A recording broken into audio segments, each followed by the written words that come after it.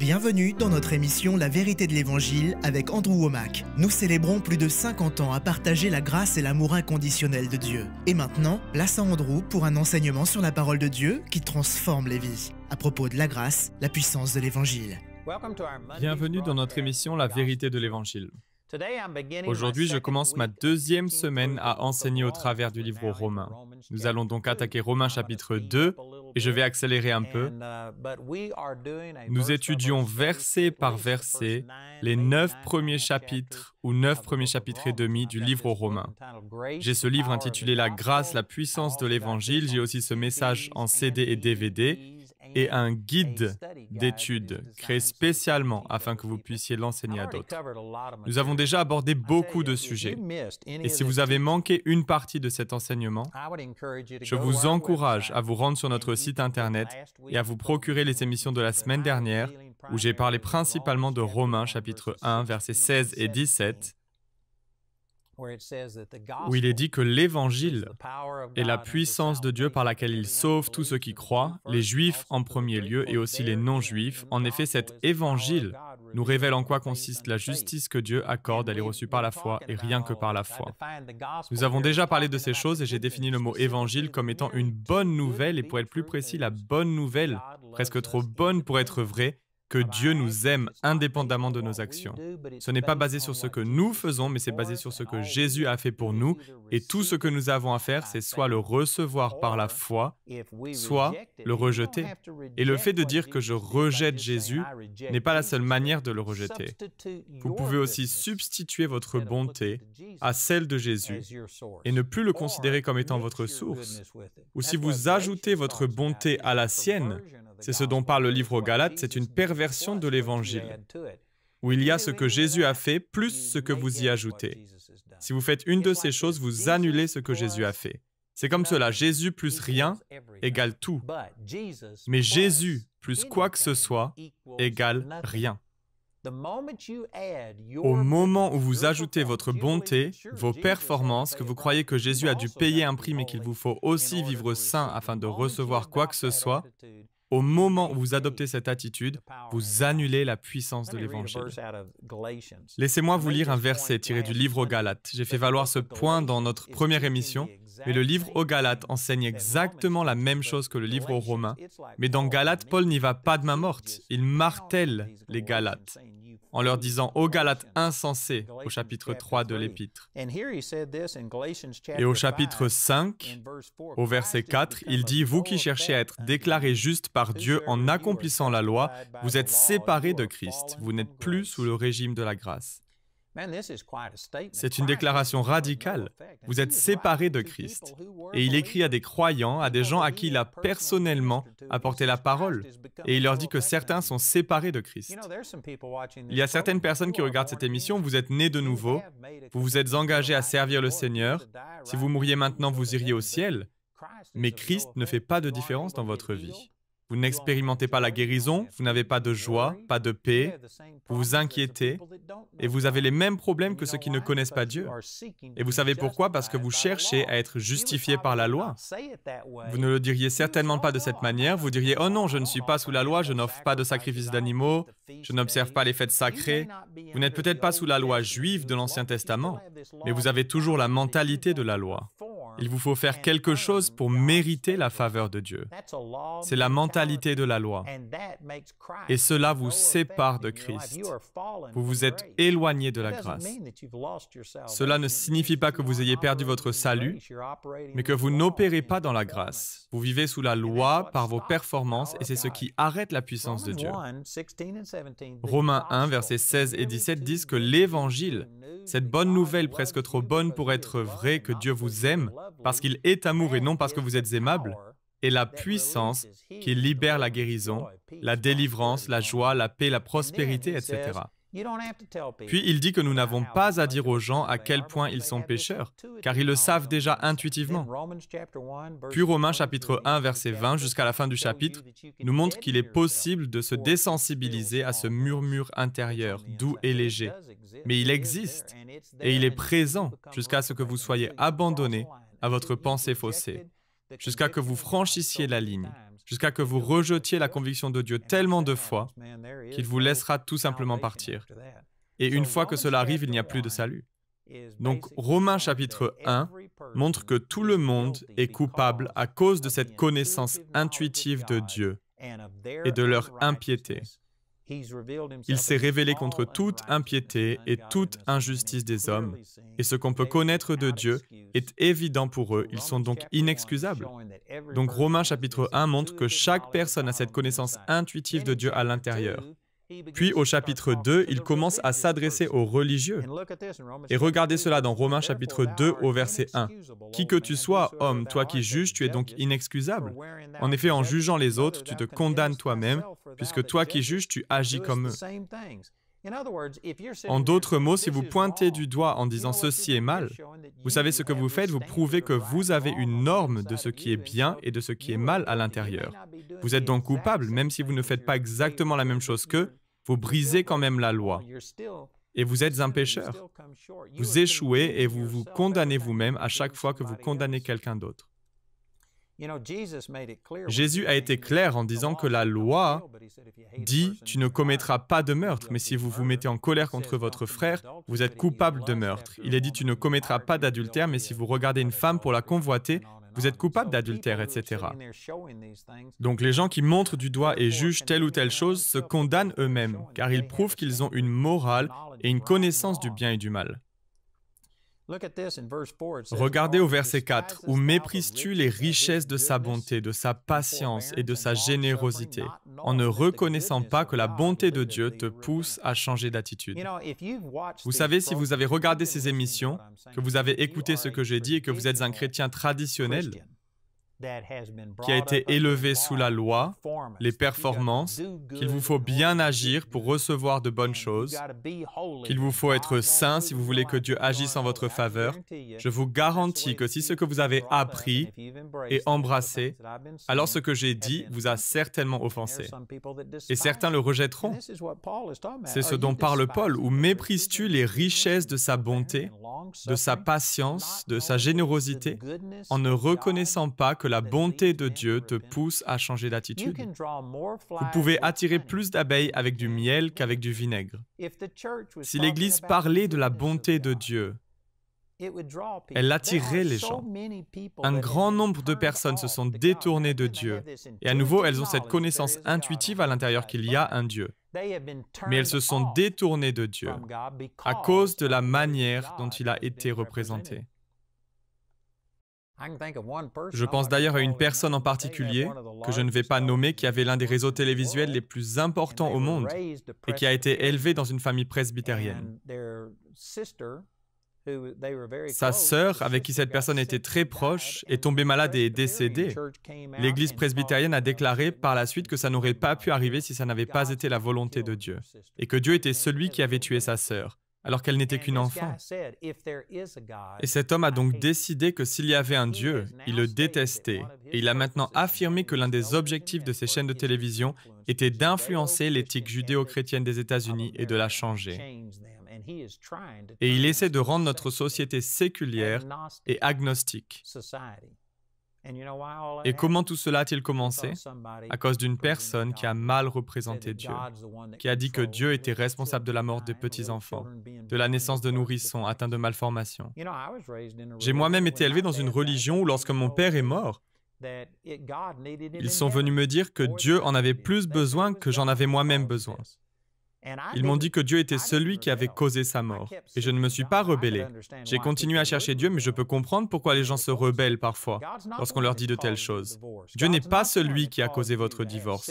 Dieu n'est pas celui qui vous a rendu malade, faible, ou qui vous a fait naître avec une déformation. Dieu n'est pas celui qui est à la source de tous ces problèmes.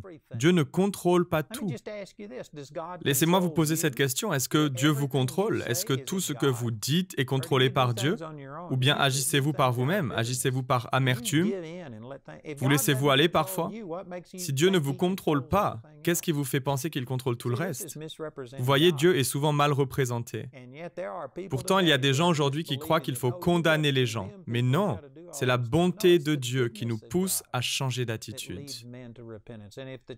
Et si l'Église prêchait la bonté de Dieu, si nous prêchions l'Évangile, la bonne nouvelle presque trop bonne pour être vraie, que Dieu nous aime en dépit de tous nos problèmes, de tous nos péchés et de toutes nos faiblesses, si nous proclamions ces choses, elles seraient comme une cloche qui attirerait les gens à Dieu. Mais au lieu de cela, beaucoup de gens vont dans la rue, pointent les gens du doigt en disant « Repentez-vous, vous êtes un pécheur et vous vous dirigez droit vers l'enfer ». Et on se demande pourquoi nous n'attirons pas les foules. Ce n'est pas une bonne nouvelle, ce n'est pas une bonne nouvelle presque trop bonne pour être vraie. C'est vrai que les gens vont en enfer et qu'ils ont besoin de se repentir. Et il est utile parfois d'annoncer ces choses. Mais ce n'est pas l'Évangile. Il nous faut proclamer l'Évangile. J'aimerais que vous sachiez aujourd'hui, il y a des gens qui regardent cette émission et vous n'êtes pas en règle avec Dieu. Vous ne faites pas ce que vous devriez faire. Mais je veux que vous sachiez que Dieu vous aime. Cela ne signifie pas que vous êtes tiré d'affaire simplement parce qu'il vous aime. Il vous faut recevoir son amour et c'est ce que la Bible appelle la foi. Il faut tendre la main et recevoir. Il vous faut vous humilier et donner votre vie au Seigneur. Dieu vous aime en dépit de ce que vous avez fait. Il n'est pas en colère contre vous. Il n'est pas furieux. Récemment, nous avons diffusé dans mon émission le témoignage de Travis Adams. Je l'ai interviewé et nous avons une vidéo que mon équipe média a réalisée. Et il était déjà sauvé. Il est né de nouveau lors d'un programme de réhabilitation pour personnes droguées. Mais il était retombé dans la drogue. Il vivait en concubinage avec une fille et ne vivait pas pour Dieu. Il savait bien que Dieu était réel, mais il avait l'impression d'être allé si loin que Dieu ne pouvait pas l'aimer. Et il m'a entendu enseigner ces mêmes vérités à la télévision. Il était assis là, sachant que Dieu était réel, tout en pensant qu'il était trop éloigné de lui pour pouvoir revenir. Et il m'a entendu dire, Dieu n'est pas en colère contre vous, il n'est même pas de mauvaise humeur. Dieu vous aime, il est un bon Dieu, il désire vous pardonner complètement, vous transformer et vous libérer. Et Travis est tombé à genoux. Il a crié à Dieu et Dieu est intervenu et a changé sa vie. Je suis convaincu qu'il y a des gens aujourd'hui qui se trouvent dans une situation similaire. Il ne s'agit peut-être pas de drogue ou de problèmes sexuels, mais peut-être que vous êtes totalement déprimé et découragé. Peut-être avez-vous connu tant d'échecs que vous vous demandez comment Dieu pourrait faire quoi que ce soit avec vous. Je vous l'assure, Dieu vous aime et c'est l'Évangile. C'est la bonté de Dieu qui nous pousse à changer d'attitude. Peu importe ce que vous avez fait, vous pouvez revenir. Dieu peut pénétrer ces choses. Il y a un homme qui travaille au magasin d'alimentation pour bétail, là où j'habite, et il était sniper pendant la guerre du Vietnam. Il a tué tellement de gens. Il m'a dit qu'il pensait que Dieu l'avait abandonné et que Dieu ne pouvait plus rien faire pour lui. Donc je lui ai dit, Dieu ne t'a pas abandonné. Peut-être que tu te considères comme une cause perdue, mais ce n'est pas le cas pour Dieu. J'ai essayé de montrer à cet homme l'amour de Dieu et de lui faire réaliser à quel point Dieu l'aime. Peu importe ce que vous avez fait, Dieu vous aime. Est-ce que vous réalisez que Paul, l'homme qui a écrit l'épître que nous étudions, et qui a aussi écrit la moitié des livres du Nouveau Testament, l'apôtre Paul a tué des gens et il a fait au nom du Seigneur, en voulant persécuter ces chrétiens qui s'étaient séparés du judaïsme. Et il consentait à la mort de ces gens. Il tenait les manteaux de ceux qui ont lapidé Étienne, le premier martyr de l'Église. Il était coupable de meurtre, de toutes sortes de choses, et il a écrit la moitié des livres du Nouveau Testament. Savez-vous que Moïse, l'homme qui a écrit les 5 premiers livres de la Bible, ainsi que Psaume chapitre 90, Moïse a tué un Égyptien en pensant faire la volonté de Dieu. David, un homme puissamment utilisé par Dieu, qui a écrit la plupart des psaumes. 1 et 2 Samuel, le premier livre des rois, a été écrit à son sujet, ainsi qu'une partie du premier livre des chroniques. Savez-vous que la majorité des gens qui ont participé à l'écriture de la Bible étaient des meurtriers? David a commis l'adultère et a tué un homme dans l'espoir de couvrir son péché. Pourtant, par la suite, il s'est humilié et a reçu le pardon. Si cela est arrivé à David, à Moïse, à Paul, ça peut aussi vous arriver. Dieu peut vous toucher où que vous soyez, maintenant, mais il faut que vous arrêtiez de laisser votre péché être plus grand que Dieu. Certains d'entre vous, mais tu ne sais pas ce que j'ai fait. Eh bien, vous ne savez pas ce que Jésus a fait. Jésus a pris tous vos péchés, il les a tous portés. Et son sacrifice est infiniment plus grand que votre péché. Son sacrifice a suffi pour couvrir le péché de la race humaine dans son ensemble, de tous les temps passés à tous les temps à venir. Une goutte du sang de Jésus est tellement sainte, tellement puissante, qu'elle est plus grande que tous vos péchés. Il n'y a personne qui regarde cette émission qui ne peut y répondre et le recevoir. Il vous faut simplement faire preuve d'humilité et arrêter de laisser votre péché être plus grand que Dieu. Certains d'entre vous disent « Oh, mais tu ne sais pas ce que j'ai fait. » Ce n'est rien comparé à ce que Jésus a fait pour vous. Recevez-le maintenant. Recevez cet amour de Dieu et comprenez que c'est la bonté de Dieu qui mène à la repentance. Vous savez, il y a des gens qui reçoivent ce que je dis, mais il y en a aussi qui écoutent ce que je dis et qui se mettent en colère en disant qu'on ne peut pas dire ce genre de choses, que les gens doivent aller à l'église. Il y a des dénominations entières qui pensent que la foi en Jésus ne suffit pas et qu'il nous faut aussi être baptisés d'eau et qu'il faut le faire d'une certaine manière, pas simplement au nom du Père, du Fils et du Saint-Esprit, mais au nom de Jésus. Et on a tous ces clans qui se créent. Les gens mettent des limites à Dieu et beaucoup sont en colère de m'entendre dire ces choses. Mais je n'ai pas honte de vous dire que c'est la bonne nouvelle presque trop bonne pour être vraie, que Jésus a tout payé et que tout ce qu'il vous faut faire, c'est de le recevoir par la foi. Vous n'avez pas à le mériter, vous n'avez pas à aller à l'église un certain nombre de fois. Ce n'est pas le baptême d'eau qui vous y donne accès. Le baptême d'eau est un signe extérieur de ce qu'il s'est déjà passé à l'intérieur. Ce qui vous transforme, c'est ce que Jésus a fait pour vous et il vous suffit de le recevoir par la foi. Éphésiens chapitre 2, verset 8 dit « Car c'est par grâce que vous êtes sauvés, par le moyen de la foi. » Vous êtes sauvés par la grâce de Dieu, qui est imméritée, gratuite.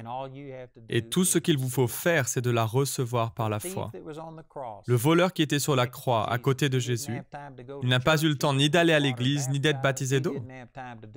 Il n'a eu le temps de rien faire. Il a simplement reçu le salut, et tout ce qu'il a dit, c'est « Seigneur, souviens-toi de moi quand tu viendras régner. » Et Jésus lui a répondu « Aujourd'hui même, tu seras avec moi dans le paradis. » Au chapitre 10 du livre des Actes, nous voyons que Pierre prêche à un païen, alors que les Juifs croyaient que les gentils, les non-Juifs, ne pouvaient pas avoir de relation avec Dieu. Et pourtant, Dieu a donné une vision à Pierre afin de lui montrer que le salut était offert à tous les peuples et pas seulement aux Juifs. Il s'est donc rendu chez un païen, la puissance de Dieu est tombée et Corneille et toute sa famille sont nés de nouveau. Mais au chapitre 11 du livre des Actes, il a reçu des reproches de la part des Juifs de Jérusalem, car ils avaient découvert qu'il avait mangé avec des incirconcis. Ils ont donc commencé à le critiquer, il s'est expliqué et a exposé ce qu'il s'était passé, en racontant la vision qu'il avait reçue, le fait que ces gens parlaient en langue, qu'ils avaient reçu le Saint-Esprit, comme une preuve de leur nouvelle naissance, mais il n'a jamais mentionné le baptême d'eau, parce que ça n'est qu'un signe, un acte extérieur, une manifestation, mais ce n'est pas essentiel au salut. À chaque fois que vous commencez à dire qu'il faut être baptisé d'eau, qu'il faut aller à l'église, qu'il faut arrêter ceci, qu'il ne faut dépasser aucune limite et ne pas s'associer avec ceux qui le font, qu'il vous faut stopper toutes ces choses avant que Dieu ne vous accepte, vous allez à l'encontre de l'Évangile, vous diminuez ce que Jésus a accompli. C'est la bonté de Dieu qui mène l'homme à la repentance. Et donc le deuxième chapitre du livre aux Romains montre que n'importe quelle personne qui condamne une autre personne ne comprend pas l'Évangile.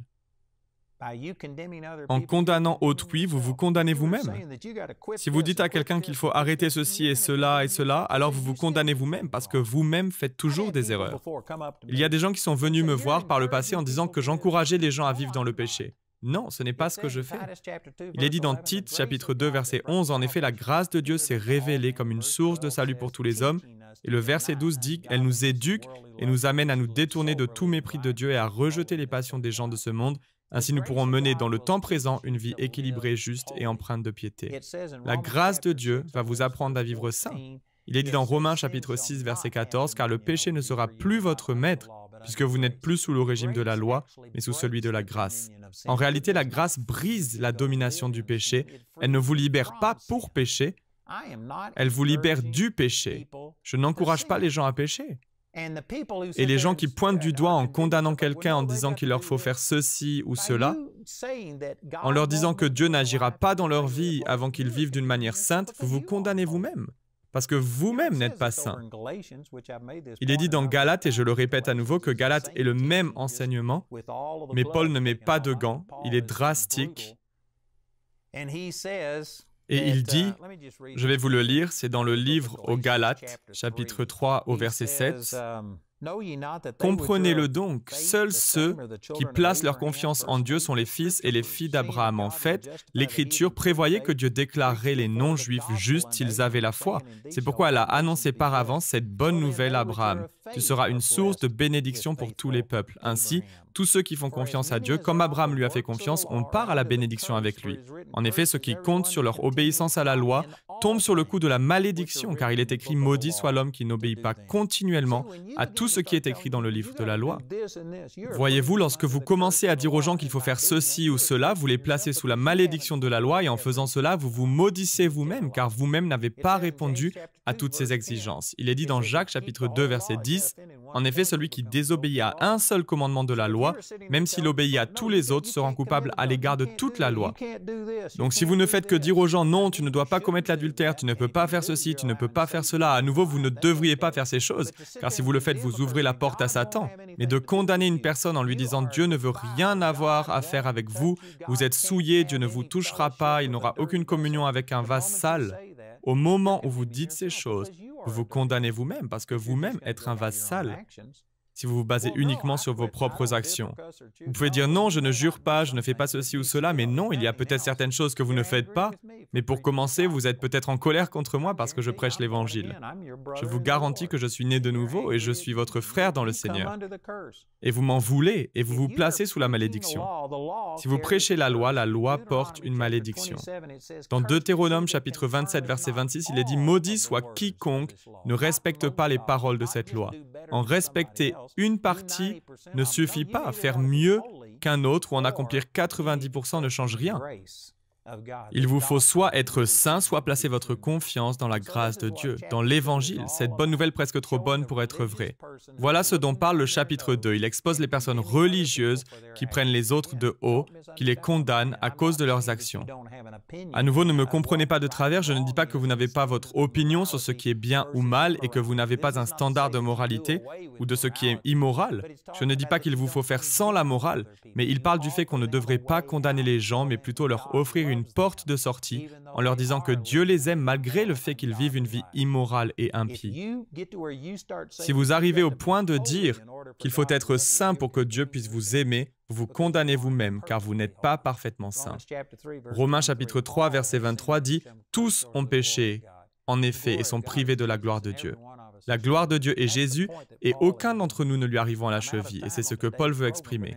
Je n'ai plus de temps dans l'émission d'aujourd'hui, mais c'est le sujet que nous allons aborder la prochaine fois. Le chapitre 3 de Romains conclut en disant que si vous n'avez rien d'autre que la connaissance intuitive ou si vous avez la loi et que vous en savez davantage, nous sommes tous coupables devant Dieu.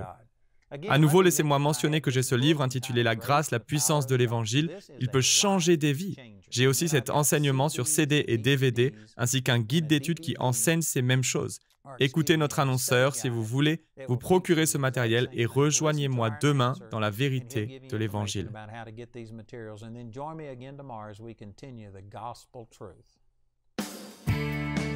Le programme d'aujourd'hui fait partie de la série La grâce, la puissance de l'Évangile. Nous espérons que ce message vous a béni. Notre ligne téléphonique est ouverte aux heures indiquées à l'écran. Appelez-nous si vous avez des questions sur ce programme, si vous avez besoin de prière ou si vous désirez commander l'un de nos enseignements. Vous pouvez nous contacter au numéro qui s'affiche à l'écran.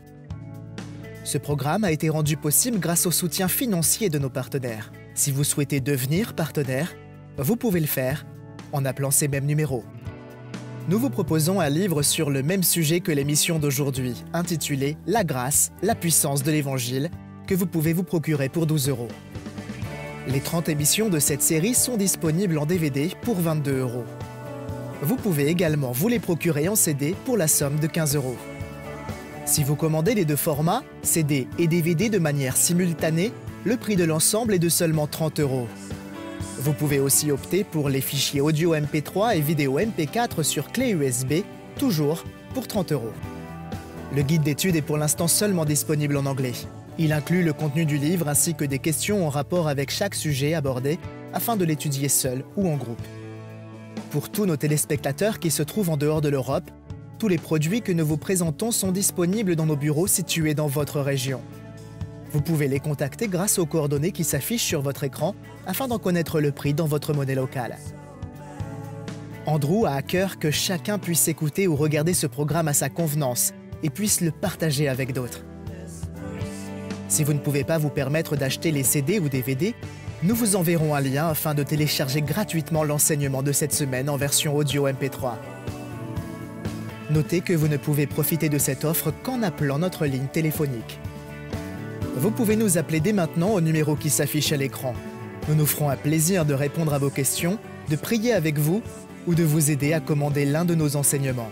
Notre ligne est ouverte durant les heures inscrites à l'écran. Nos opérateurs téléphoniques répondront en français ou en anglais selon les informations qui se trouvent sur cette annonce. Toutes les ressources d'Andrew en français se trouvent dans les boutiques en ligne des sites internet de nos bureaux affichés à l'écran.